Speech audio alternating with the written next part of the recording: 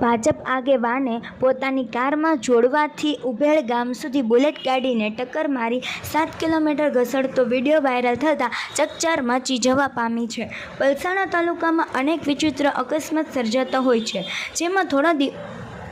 દિવસો પહેલાં તાતીથૈયા ગામેથી એક મોટરસાઇકલ ચાલકને કાર ચાલકે ટક્કર મારી તેના મૃતદેહને કામરેજ તાલુકાના કોસમાડા ગામ સુધી ખેંચી ગયાનો વિડીયો આવ્યો હતો। તેના કરતાં પણ વધારે ગંભીર અકસ્માત કહી શકાય તેવી ઘટના 2 દિવસ પહેલાં તારીખ 21 જૂનના રોજ રાત્રે 9 વાગ્યાના સુમેરા બારડોલીથી કડોદરા તરફના રોડ ઉપર જોડવા ગામ પાસેથી પસાર થતી યુપી પાસિંગની બુલેટ મોટરસાઇકલ પસાર થઈ રહી હતી। દરમિયાન ભાજપના એક આગેવાન